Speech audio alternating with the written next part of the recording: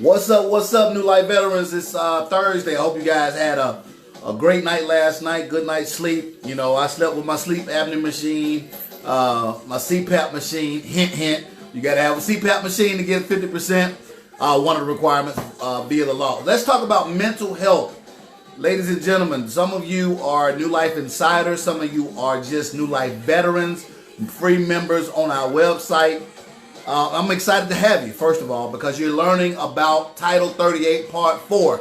I got the music in the background, so I'm kind of get a little upbeat tempo, because we're getting ready to talk about some serious stuff when it comes to mental health. I want you guys to understand something. Mental health is an umbrella under the law, Title 38, Part 4, that covers a lot of different disabilities, okay? You can have multiple disabilities, but you cannot pyramid and put them all together. For an example, if you suffer from depression, if you suffer from anxiety, and you have a PTSD, you're not going to rank them all together and get 100%, okay? They're not going to do that, excuse me. So what we want to talk about is, first of all, what is your disability? Are you going to be a New Life Insider? And once you become a New Life Insider and get your medical nexus letter from the doctors, then what's the next step, all right? I'm going to turn this up just a little bit, get somebody else on live. I don't know who's watching right now. If you are watching, type your name in there. We want to see who you are. If this is recorded, if you like this video, like the video. If you need more clarity, say I need more clarity, okay? So with that being said, let's get right into it. Mental health. The reason why I want to talk about this in so much detail, because mental health is a deep conversation for veterans. Okay, I'm gonna turn this down real quick. Let me get this off. Come on. All right, there we go. All right. You're probably saying, why are you shooting this video, Jay, with your shirt off? Are you trying to give us a view of whatever? No. The reason why I'm talking about mental health is because it's a hot button, number one, with the VA. In the military, mental health is very strong. We're dealing with a lot of suicides. We're focusing on suicide prevention. If you're suffering right now from suicide, I wish you called the suicide hotline to get some help. Go to the VA, call 911. My heart, mind, and my soul goes out to you. I suffer from it myself, so I know exactly what you're going through. So let's talk about the mental health. Mental health, like I said, is an umbrella, mental conditions under Title 38, Part 4. And I want to ask yourself, are you completely naked with your disabilities or your symptoms of your disability? Because if you know what Title 38, Part 4 is about, and if you've studied the law when it comes to mental conditions, it pays up to 100% rated disability right out the gate. I want to say this one more time, is that either one of these that you are claiming on a statement of support of claim and filing for original claim or a supplemental claim. Original claim is your first time filing. A supplemental claim is you've already been paid for a service connection, probably 20, 30, 40%, maybe 80% or 90%, and you're filing again. Now you're filing a supplemental claim, all right? So the reason why I'm sitting here with my shirt off, because I want you to understand that you have to be completely naked when it comes to seeing your doctors, when it comes to your symptoms of your mental condition. You know, I'm just going to talk about my symptoms, and I might get a little bit choked up and a little bit emotional when it comes to symptoms with mental health, okay? I hadn't had a job in probably combined 9 years. I've been through a divorce. I've been through a widow situation. I've been through, homelessness. I've been through drinking a lot with alcohol. Never did any drugs during the situation, but I understand that some people that probably experimented with some drugs, dealing with their mental health, feeling ashamed, feeling not worthy, not valuable to my wife, not valuable to my family. Going to the grocery store only in the morning times to avoid people, not liking crowds, getting up in the middle of the night, locking the doors, making sure the doors are locked, once or twice during the night.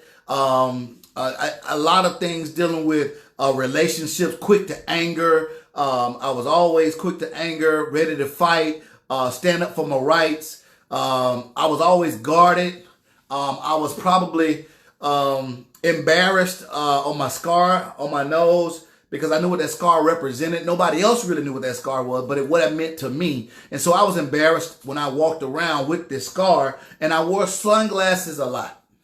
Some of you probably see me wear sunglasses now in some of these videos, and I'm just being completely naked. The reason why I got my shirt off, because I want you guys to understand that if you're going to get a high rating when it comes to mental health, you got to uncover some scabs, if you will. You got to open up some wounds that you probably don't want to visit. And right now I'm getting choked up because I'm going into the wounds. I'm going to the scars of mental health, because mental health is, if you don't have this right, the rest of your body is gone. Okay. So when you're going to see the mental health doctor, you got to be completely naked, if you will. All right. So when you're being completely naked, you're talking about some things that doesn't feel good. All right. So locking the doors, feeling like people are looking at my scars, feeling inadequate, not getting promotions on your job because you're arguing with some of your employees, or you're arguing with your boss. You're getting written up. You're getting told to go home. All types of things that I endured going through mental health. Feeling overweight. I remember there was a time where in my depression, I started to eat whatever, cheesecake, ice cream, whatever. And I got up to like 275 or close to 280. And ladies and gentlemen, I'm 5'8". So you could imagine how much weight I was carrying around from the depression of dealing with the things that happened while I was in the Navy back in 1992.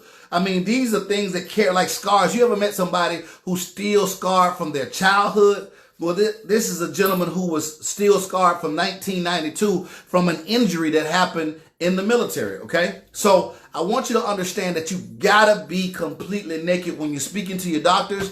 And not only that, you gotta be completely naked when you're doing your statement of support or claim. Now, I wanna go over PTSD. First of all, PTSD. If you cannot put on paper to prove that you had a stressor. What I mean by a stressor could be combat or non-combat. In my situation, it was a non-combat stressor. Okay, I got into a fight in the barracks. Guy knocked me in my nose, knocked me out. My head hit the wall. I went unconscious. And next thing I woke up, I was in the hospital. Okay. And I got this scar for the rest of my life. I have a broken nose for the rest of my life. I have sleep apnea for the rest of my life. One stressor, one injury. That's what I mean by being completely naked. All right. So I want to go over the statement of support or claim that I wrote out when it comes to the PTSD claim, personal assault. Now there's different forms that you have to fill out, different forms. I should have used my microphone to get a little high, more clarity. If you can't hear the video that loud, let me know. Okay. So this is the 21-0781A. This is a statement of support or claim with the personal assault. Okay. Personal assault. It says it right on here. You can get these forms free of charge. You can just Google it. Statement of support or claim for service connection for post-traumatic stress disorder, secondary to personal assault. Okay. All right. So, and this form is pretty self-explanatory. You're filling out this form. Once you got your medical nexus back from your doctor, you're filling out this form yourself. I typed it in. There's a form. You can type it in. You can find software to type it in. I like to type my stuff in. Okay. Description of incident. On November 6, 1992, I was in the barracks, Building 8, when a sailor and I was sitting on top of a table adjacent to a brick wall. He sucker punched me in the nose. This is my statement. My head hit the brick wall, and I remember waking up in the emergency room at Naval Hospital, Oak Harbor, Washington. Service treatment records reveal I fell to the ground, had a head injury with the headaches, was transported by ambulance to the hospital, and I suffered a laceration. Nasal bone fracture, concussion, a flat nose with trouble breathing because of nasal obstruction. I had swelling in the right maxillary. Lieutenant Commander Copeland referred me to an ENT at Naval Hospital, Bremerton, Washington, because of breathing problems and CT scan for brain injury. Now, that's the first statement. All right. And I read this out to you, and I typed it out because I was completely naked of what happened. I didn't care. Okay. Some of you are dealing with unlocking that nakedness, if you will. All right. No. Okay. After separation. This is my statement of support of claim now for my personal PTSD. This is what got me 70% service connection along with my medical nexus letter. Okay. After separation, I'm just reading this out. These are things you got to be completely naked with. I only had 2 jobs since separation from 3 years each and haven't had any gainful employment since 2009.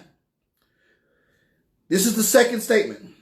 I tried internet marketing as an independent with no success. My last job I held was Verizon Wireless as a retail sales rep. I suffered from not breathing properly out of both nostrils at the same time. Snoring sensitivity. I have snoring, sensitivity to light, suspicious and guarded, not liking stressful situations, suicidal thoughts. It's not saying you're going to do it, but thoughts. Shopping in the mornings while everybody is at work. Locking doors at least twice a night. Morning headaches, flashbacks, depression, panic attacks. I live alone, no friends local, divorced, widow, no kids, homeless for 3 years, sleepy, fatigued during the day, angry at the Navy for letting this happen to me, lack of motivation, embarrassed of my scar from laceration, quick to anger, insomnia, bilateral eye strabismus mood, overwhelmed by things. What's the point of living attitude? Wake up 2 to 3 times a week with 3 to 4 a.m. because of nightmares. You see how naked I got?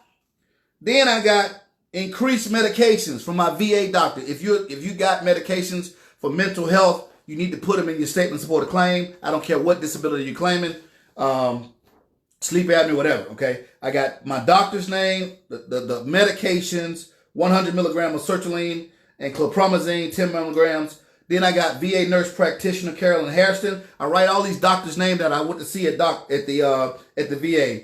A cephalate device for migraines and sumatriptan 25 milligrams is prescribed. So going back to your statements, when I talk about your same statements that you gave to the doctor, your licensed psychologist, whether it's PTSD, anxiety, or depression, it does not matter, ladies and gentlemen. You got to be completely naked. And so when he writes that medical nexus letter out and it comes back to you in a week and you're looking at that, you want to mirror the things that you said from that doctor. Why do you want to mirror? Because it has to be congruent, ladies and gentlemen. They can smell lies. So be completely naked. And that's why I got my shirt off, not to show my biceps or my truck. You got to be completely naked in your statement. You got to be completely naked over there at your medical nexus doctors. You got to be completely naked. You lost jobs. You can't do relationships. You're 46 years old. You're not married. You don't have any kids. You feel hopeless. You don't have a college degree. Put that in your statement. That's what I mean by being completely naked.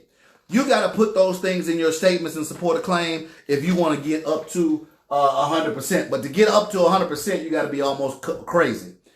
This statement of support a claim got me 70%, ladies and gentlemen. So what gets you 70%? If you go to Title 38, Part 4, you can Google ECFR.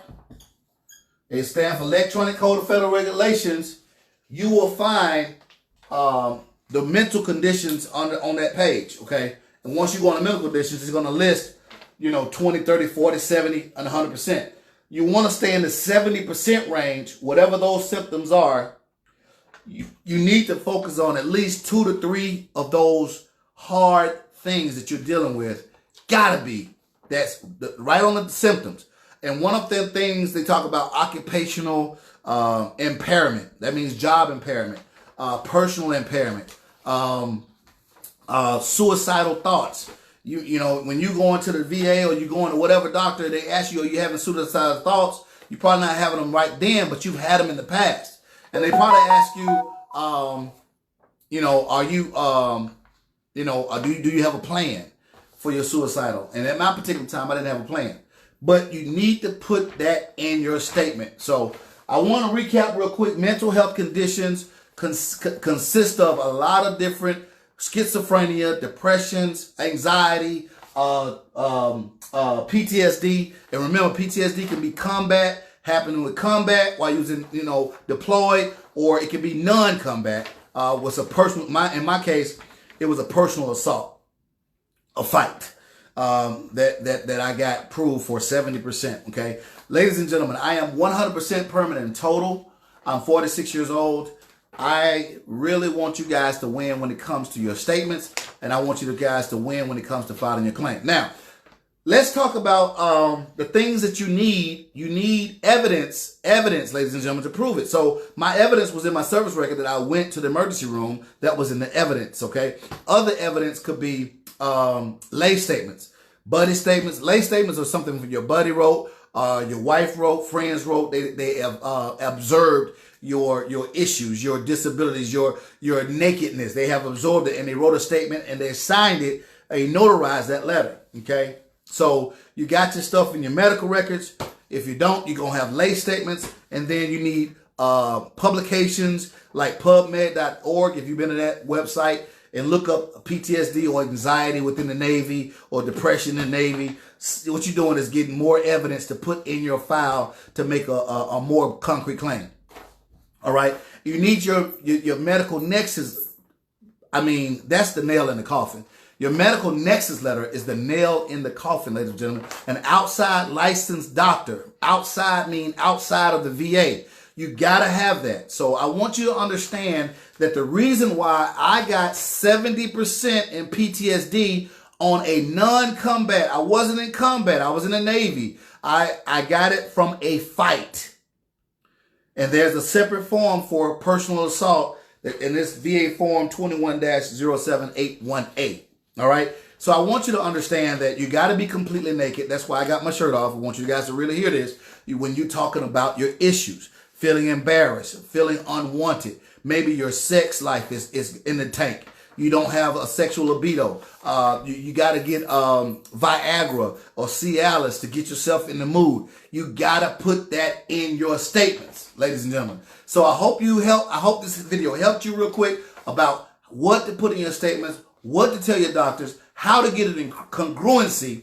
So when you present this form along with your other disabilities, you got your medical nexus letter. You got the copy of the actual event that happened in your service treatment records. If you don't, you got the actual buddy letter notarized. You got your wife's letter notarized. You got friends that have witnessed it's notarized going into that claim file. Okay, so you need to your service treatment records. If you got proof from service treatment records from your military, medical or dental, then you need to have your lay statements, which are from your family or from your buddies. They need to be notarized. Okay, and then you have your medical nexus, your outside medical expert opinion to go with your file. You got to have that concrete. Another thing, the publications by the National Library of Medicine.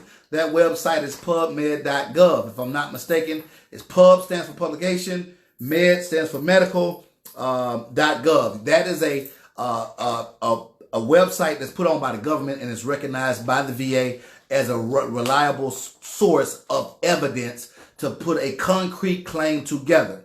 Those of you that are my customers at New Life Insider and you are claiming a mental health condition and combined, it can be secondary or direct. These are the things that you need. I hope this helped you. God bless you today and have a good one.